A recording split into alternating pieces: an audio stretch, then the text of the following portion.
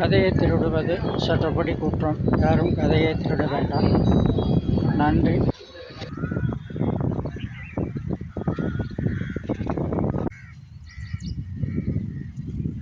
வணக்கம் ரசிகர் மக்களே. இன்றைக்கி நம்ம பார்க்க போகிற நிகழ்ச்சி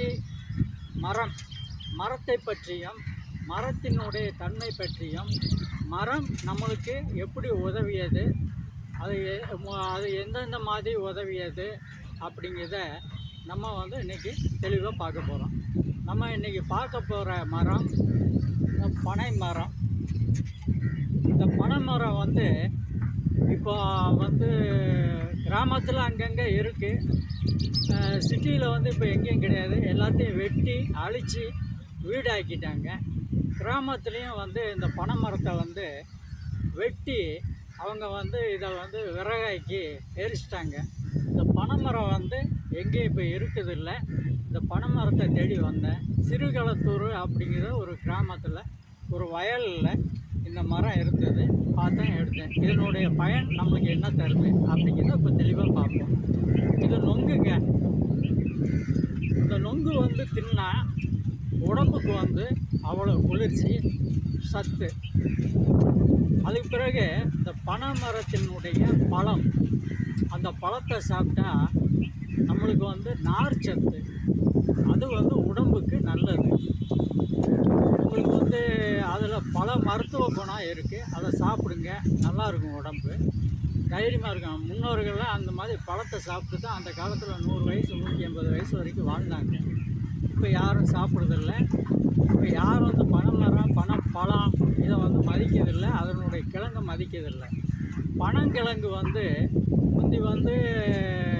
நம்ம முன்னோர்கள் அவிச்சு சாப்பிட்டாங்க. அதில் நார் சத்து இருந்தது, மாவு சத்து இருந்தது. உடம்புக்கு அவ்வளோ வலுவு ஏற்றும். அதெல்லாம் சாப்பிட்டு இங்கேருந்து ஒத்தியில் அது வரைக்கும் பாத்தி கட்டிட்டு போவாங்க. தண்ணி பாய்ச்சுவாங்க வயலுக்கு. உழுது போட்டாங்க. அவ்வளவு ஆரோக்கியமாக இருந்தாங்க, நல்லா இருந்தாங்க, திடகார்த்தமாக இருந்தாங்க.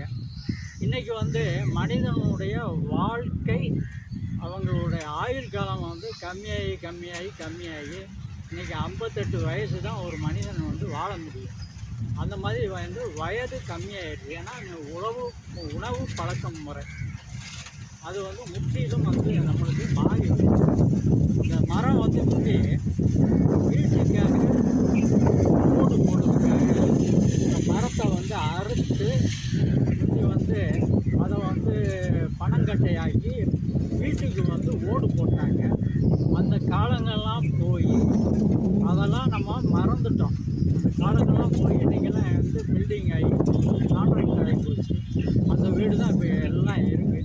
இந்த மாதிரி பனை மரம் கட்டையால் ஓடு வைத்த வீடு இப்போ கிராமத்தில் கிடைக்கிறது கிடையாது. எல்லாம் இன்றைக்கி கிராமங்கள்லாம் மாறி போச்சு. எங்கேயாவது ஒரு இடத்துல இதில் அவ்வளவு இந்த மரத்தை நாம் காப்பாற்றுவோம். மரம் நம்மளை காப்பாற்றும்.